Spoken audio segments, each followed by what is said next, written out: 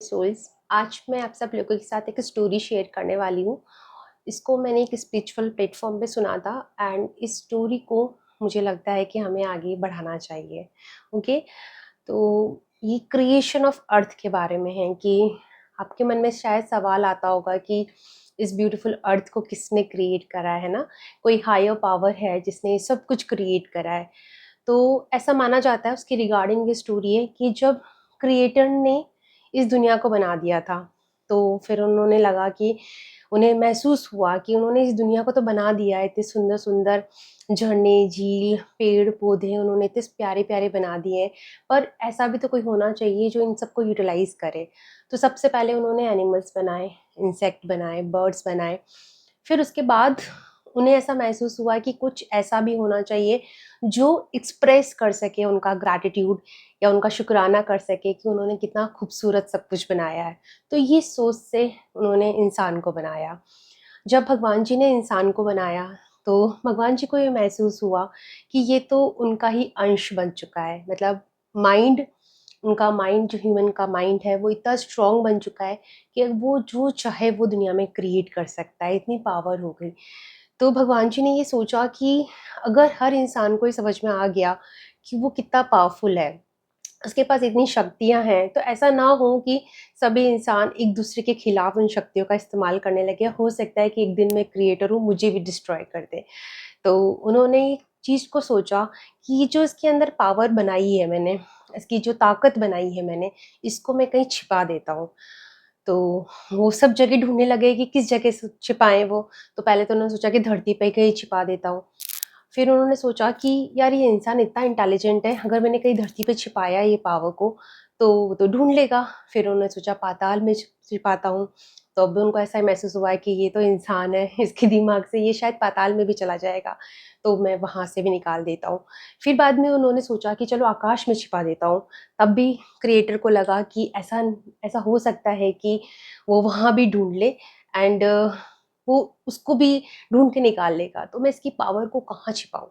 तो ये सोचकर उन्होंने क्या किया, उस पावर को उन्होंने उस इंसान के अंदर छिपा दिया और उन्होंने एक आशीर्वाद दिया हर ह्यूमन बीइंग को कि तुम्हारे अंदर ये ताकत है, तुम्हारे अंदर ही पावर है, पर ये पावर तुम्हें जब दिखेगी जब तुम खुद पे काम करना शुरू कर दोगे, जब स्वीकार कर लोगे कि तुम खुद की खोज पे निकल पड़ो, उसके बाद तुम्हें इस पावर का पता चलेगा।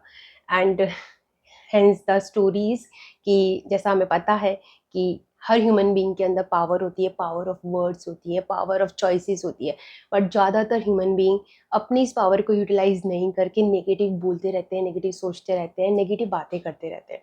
तो उन्हें कभी भी अपनी पावर का एहसास नहीं हो सकता और पावर का एहसास उन्हीं लोगों को होगा जो अपने अंदर की शक्ति को पहचानेंगे। और खुद की अंदर की शक्ति को पहचानने का सिर्फ एक ही रास्ता है, खुद की खोज, यानी खुद को हीलिंग के रास्ते पे ले जाना, खुद को उस नज़र से देखना कि हु आई एम और मैं यहाँ क्या करने के लिए आया हूँ, उस नज़र से देखना। तो ये जब जर्नी इंसान चलता है, जिस जर्नी पे जब इंसान चलता है तभी उसको अपनी ताकत का एहसास होता है। और जब इंसान इस जर्नी पे चलता है तो अपने कहते हैं ना, अहंकार का भी त्याग करना होता है, अपने अहम का भी त्याग करना होता है, अपने स्वार्थ का भी त्याग करना होता है और एक वननेस में सबके बारे में सोच कर चलना होता है। तब जाकर इंसान इस जर्नी पे चल पाता है। तो उन्हीं लोगों को खुद की खोज से खुद मिलता है जब वो अपने आप में ये पाता है कि भगवान का अंश कहीं और नहीं है, भगवान का अंश उसके अंदर है और ये उसका दायित्व है कि वो इस अंश का ध्यान रखे और इस अंश को सर्कुलेट करे और यही पावर वो दूसरे को बताया। कहते हैं ना, दीप से दीप जलते हैं। जब जब किसी एक इंसान के अंदर की ज्योति जल जाती है, लाइट हो जाती है, उसको डार्कनेस में लाइट दिख जाती है, तो उसका मन करता है कि वो सारे इंसानों को अवेयर करे, उनको बताए कि तुम जिस चीज़ के लिए भाग रहे हो इधर उधर, वो कहीं और है ही नहीं, वो तुम्हारे अंदर है। I hope and I believe कि ये स्टोरी आपको कनेक्ट करी होगी। ये स्टोरी हम सबकी है, हर ह्यूमन बीइंग की है कि हमारे अंदर वो पावर है, पर अब वो पावर हमें तभी मिलेगी जब हम अपने आप पे विश्वास करना सीखेंगे और सही रास्ते पे चलेंगे। एंड कई बार क्या होता है, शक्ति मिलने के बाद भी इंसान गलत रास्ते पे चल पड़ता है। जैसे रावण, उसको शक्तियाँ मिल चुकी थी, उसे भगवान मिल चुके थे, पर उसने गलत रास्ता चूज़ करा, तो उसके अंदर की शक्तियों ने ही उसे ख़त्म कर दिया। तो हम सब ऐसे हैं, अगर हमारे अंदर शक्तियाँ और ज्ञान आने के बाद भी अगर उनको सही तरीके से हम यूटिलाइज़ नहीं करेंगे, तो हम खुद को ही खुद ख़त्म कर देंगे, है ना? कहते हैं ना कि ये तो इतना नॉलेजेबल पर्सन है पर फिर भी इसमें बुद्धि नहीं है, इसमें अक्ल नहीं है, तो ये वही लोग होते हैं, ठीक है? तो अब आपको चूज़ करना है कि आपको कैसा इंसान बनना है, कैसा ह्यूमन बीइंग बनना है और कैसी जर्नी पे आपको चलना है। एंड मैं चाहती हूँ कि अगर आप मेरे चैनल पे हैं तो आप अवेयरनेस के रास्ते को चुनें, हीलिंग को चुनें, दुनिया को हीलिंग की नज़रों से देखें, हर्ट की नज़रों से ना देखें और हर इंसान के साथ काइंड रहने की कोशिश करें और अपना हर दिन बेहतर, बेहतर और बेहतर बेटर वर्ज़न बनते रहें। Thank you so much. Stay happy, stay healthy, and happy healing. Namaste.